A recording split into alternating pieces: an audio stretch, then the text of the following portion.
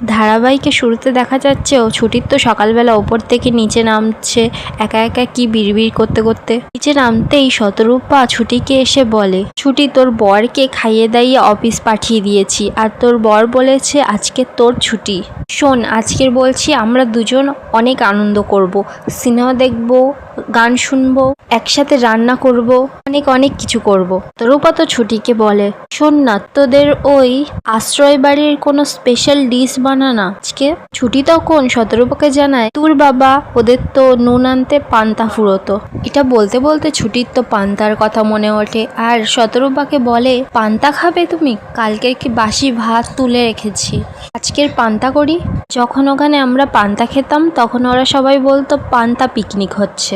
শতরূপা তখন বলে, মজা হতো না অনেক? ছুটি তো তখন বলে, হ্যাঁ অনেক মজা হতো, আর জানো তখন আমাদের ছুটি থাকতো, ছুটির বিকেলবেলা চা আর গরম গরম ডালের বড়া, আহা কি স্বাদ। আর বৃষ্টির দিনে খিচুড়ি হতোই হতো, বাবা না গুনোর ওপর ছাউনি করে দিয়েছিল। কত গল্প জানো, তোমাকে তো অনেক কিছু বলাই হয়নি। আর গরমকালে না আলু কাবলি পার্টি হতো, তখন তো আমের সিজন, আমরা সবাই আম মাখা খেতাম, এখনো আমার মুখে লেগে আছে। আর গরমকালে আমরা পিঠে পিঠ ঠেকিয়ে রোদ পোয়াতাম, গানের লড়াই খেলতাম, কত আনন্দ করতাম, কত নাচ গান। অন্যদিকে দেখা যাচ্ছে আমি তো ওদের দুজনের কথা শুনছে অন্যদিকে দাঁড়িয়ে দাঁড়িয়ে, আর বলছে মনে মনে, আশ্রয় বাড়িতে ওরা এমন ভাবে থাকতো, এত আনন্দে থাকতো, আমি স্বর্ণলতা ট্রাস্ট থেকে দেবদত্তর হাতে টাকা তুলে দিতাম, কিন্তু আমি এটা জানতাম না ওদের জীবনযাত্রাটা এত কষ্টের ছিল। তো এদিকে শতরূপাকে সবে বলতে যাবে, জানো মা আমরা আবার ফিরে যাব। শতরূপা তো তখন কিছুই বুঝতে পারে না, আর বলে, হ্যাঁ যাবি তো, ফিরে যাবি, আর যখন যাবি ওদের জন্য 2 হাত ভরে যা, অনেক কিছু নিয়ে যাবি। ছুটি তো এদিকে মনে মনে ভাবতে থাকে, 1 বছর পর তো আমি পাকাপাকিভাবে একেবারের জন্যই তো চলে যাব মা, কিন্তু বাচ্চাদের নিয়ে ঢোকার জন্য আজকেরই ব্যবস্থা করতে হবে। এদিকে ঠাম্মি তখন শতরূপাকে বলে, এই যে বৌমা, নিজের বৌমার সঙ্গে গল্প করলে চলবে? ওদিকে গুরুদেবের আশ্রমে অষ্টতর শতনামে আয়োজন হয়েছে, সে কথা ভুলে গেলে চলবে? সেখানে যেতে হবে না? ছুটিটাও তখন এসে ঠাম্মিকে বলে, ও মা তাই? তাহলে আমি রান্না বান্না করে দিই, তাহলে আপনারা খেয়ে দিয়ে রওনা হতে পারবেন। এখন তো এবার ছুটি মনে মনে ভাবে, তাহলে ভালোই ভালোই একা একা আশ্রয় বাড়িতে যেতে পারবো। অন্যদিকে দেখা যাচ্ছে পুলিশরা তো আশ্রয় বাড়ির সামনে চলে এসেছে, আর নোটিশও লাগিয়ে দিয়েছে বাড়ি ভাঙার জন্য। ওখানে তো রোমাও উপস্থিত আছে, আর বলছে রোমা দাঁড়িয়ে দাঁড়িয়ে, কি দৃশ্য, হ্যাঁ, কফিনে একের পর এক পিরেক পুঁতে চলেছেই। আরে ছুটি, তোমার তো কোনো শক্তিই নেই, তুমি আশ্রয় বাড়ি বাঁচাবে। আর দাদা এখনো আসেনি কেন বলতো? দাদা আসলেই এই সুন্দর দৃশ্যটা একসাথে দেখতাম, কি সুন্দর। অপরদিকে দেখা যাচ্ছে অভি তো অফিসে ক্লায়েন্টের সাথে কথা বলছে। এদিকে ছুটি তো অভির কাছে ফোন করেই যাচ্ছে, কিন্তু অভি তো ফোন তুলছে না। ছুটি তো এদিকে SMS করে দিয়েছে অভিকে যে আশ্রয় বাড়িতে যাচ্ছে ও বাচ্চাদের নিয়ে। ছুটির তো আনন্দে আনন্দে বেরিয়ে পড়ে আশ্রয় বাড়িতে যাওয়ার জন্য, বাচ্চাদের নিয়ে আনন্দে আনন্দে আশ্রয় বাড়ির দিকে রওনা দেয়, কিন্তু জানে না যে আশ্রয় বাড়িতে ওদের জন্য কি অপেক্ষা করছে। ছুটি যখনই আশ্রয় বাড়িতে পৌঁছায় দেখতে পায় তো ভিড় ওখানে প্রচুর। তারপর গেটের সামনে দেখতে পায় উচ্ছেদপত্র নোটিশ লাগানো আছে, সেটা দেখে তো ছুটি অবাক হয়ে যায়। ছুটি তখন তো বলতে থাকে, উকিল স্যার তো তাহলে সব জানতেন, তা আমাকে কিছু বলেননি কেন? তাই জন্য আমাকে এখানে আসতে আটকাচ্ছিলেন? না না, এটা কিছুতেই হতে পারে না। এবারে অভির কাছে ফোন করে, অভি তো মিটিংয়ে ব্যস্ত থাকে, ফোনটা তোলেই না। অন্যদিকে রোমা তো আড়াল থেকে ছুটিকে দেখছিল। এদিকে ছুটি তখন অভিকে না পেয়ে ইন্দ্রকে ফোন করেই ইন্দ্রকে বলে, তুমি আমাকে বোন বলে মানো তো ইন্দ্রদা? তাহলে একটা সত্যি কথা বলো, তোমরা জানতে এই আশ্রয় বাড়ির ভাঙার ব্যাপারটা? ইন্দ্র তো এবার কি বলবে ঘাবড়ে যায়। ছুটি তো তাও প্রশ্ন করে যায়, কি হলো, একটা কথা জিজ্ঞাসা করছি তো, এই ব্যাপারটা জানতে হ্যাঁ কি না? ইন্দ্র তো তখন বলে, হ্যাঁ জানতাম। ছুটি তো কথাটা শুনেই চমকে যায়। ছুটি তো এবার রেগে মেগে ইন্দ্রর ফোনটা কেটে দেয়। অপরদিকে দেখা যাচ্ছে ইন্দ্র তো অভির কাছে ছুটে এসেছে, এসেই বলে দেয় ছুটি সব জানতে পেরে গেছে। অভি তো কথা শুনেই চমকে যায়। আর তার ফোনটা চেক করে, দেখে 11টা মিস কল ছুটি। অভি তো এবার ইন্দ্রকে হ্যান্ডেল করতে বলে মিটিংটা ও নিজে বেরিয়ে পড়ে আশ্রয় বাড়ির দিকে। এদিকে তো ছুটি অভিকে ভুল বুঝে যায় আর বলে, আপনি এত বড় বিশ্বাসঘাতকতাটা করতে পারলেন উকিল স্যার?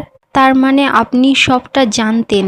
আপনি আমাকে জানাননি আশ্রয় বাড়ি ভেঙে দেওয়া হবে, তাতে আপনার কি যায় আসে? আপনার কাছে তো শুধু এটা কেস।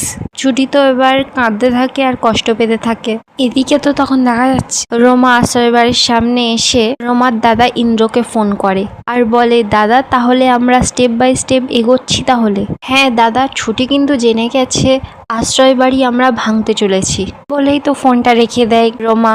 অপরদিকে ছুটি তো অভিকে ভুল বুঝেই যাচ্ছে আর বলছে, আজকে যদি আশ্রয় বাড়ি বাঁচাতে হয় আমি একা বাঁচাবো, আর আপনার সাথে সব চুক্তি আজকে শেষ করে দেব। আমি আপনার সাথে আর থাকবো না।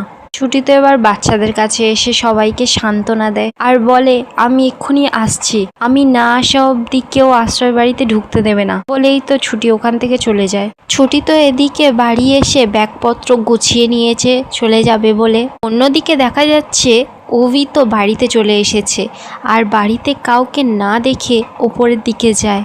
ছুটি তো এদিকে ব্যাগপত্র নিয়ে এদিক থেকে বেরিয়ে পড়ে। অভি তো অন্য দিক দিয়ে ছুটিকে না দেখতে পেয়ে ঘরের মধ্যে চলে আসে। এসেই দেখে ছুটি নেই, তার জামা কাপড়ও নেই। তখন অভির আয়নার দিকে লক্ষ্য পড়ে, লিখে দিয়ে গেছে ছুটি শেষ। ছুটি তো এদিকে বাড়ি থেকে বেরিয়ে যায়। অভি তো ছুটিকে খুঁজতেই থাকে আর বাড়ির মধ্যে বসে বসে ভাবে, না ছুটি, এটা তুমি কিছুতেই করতে পারো না। অপরদিকে দেখা যাচ্ছে ইন্দ্র তো আশ্রয় বাড়ির সামনে চলে এসেছে আর ছুটি ছুটি বলে ডাকতে শুরু করে ইন্দ্র। ছুটিকে না দেখতে পেয়ে অভির কাছে ফোন করে। অভি তো তখন জিজ্ঞাসা করে, ওখানে ছুটি আছে? ইন্দ্র তো তখন জানায় ওখানে নেই। অভি তো ইন্দ্রকে বলতে থাকে, তোর তো বোন হয়, বল না কোথায় যেতে পারে? ইন্দ্র তো তখন জানায়, আমি কি করে জানবো, তুই বল। অন্যদিকে দেখা যাচ্ছে ছুটি তো মন্দিরে এসেছে, এসেই ঠাকুরের সামনে বলছে, আজকে আমি আপনার কাছে কাঁদতে আসিনি ঠাকুর, শুধু আমার শক্তি চাই। আজকে আমি একা দাঁড়িয়ে আশ্রয় বাড়িকে বাঁচাবো, একা দাঁড়িয়ে লড়বো।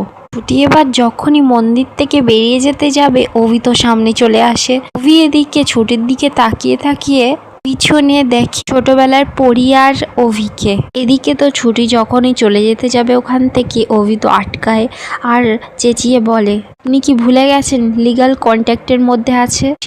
শেষ মানে কি সব শেষ হয়? ওটা যদি কেউ দেখে নেয় তাহলে তো সবাই জানতে পেরে যাবে।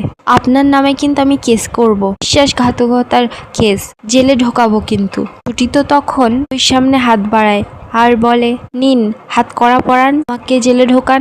নাম্বার 1 অভিমন্যু শঙ্কর রায়, আপনি যা করার আপনি করুন। এতদিন আমি আপনাকে সম্মান করে এসেছি, যেটা আমার বাবা দেবদত্ত রায়চৌধুরী শিখিয়েছেন। ছুটি তো এবার ব্যাগ থেকে কন্ট্রাক্টের কাগজটা বার করে অভিকে দেয় আর বলে, আজ থেকে সব কন্ট্রাক্ট শেষ। ছুটি তো অভিকে ভুল বুঝে ওখান থেকে চলে যায়। অন্যদিকে তো দেখা যাচ্ছে ইন্দ্র তো আশ্রয় বাড়ির সবার সামলাচ্ছিল, ঠিক তখনই পুলিশের গাড়ি আর পিছনে জেসিপি গাড়ি চলে আসে আশ্রয় বাড়ি ভাঙার জন্য। ইন্দ্র তো পুলিশকে বলতে থাকে, স্যার একটু ওয়েট করা যায় না প্লিজ। অন্যদিকে রুদ্র আর রোমা তো সব দেখছিল আর শুনছিল। পুলিশকে বলে, ওর কোনো কথা শুনবে না, সব কটাকে ঘাট ধরে বার করে দেবে ওখান থেকে। অপরদিকে দেখা যাচ্ছে ছুটি তো কতগুলো বেলুন কিনে আশ্রয় বাড়ির দিকে আসছে। পুলিশ এবার বুলডোজারকে যখন বলবে আশ্রয় বাড়ি ভাঙার জন্য, ঠিক তখনই ওখানে তো ছুটি চলে আসে। ছুটি এবার কি করে, বেলুনগুলো নিয়ে সবার হাতে এক এক করে দিতে থাকে। ছুটিতে এবার পুলিশের সামনে বলে, আপনাদের যদি বুলডোজার চালাতে হয় তাহলে প্রথম আমার ওপর দিয়ে চালাবেন, আমার শেষ রক্তবিন্দু দিয়ে আমি এটা আটকাবো।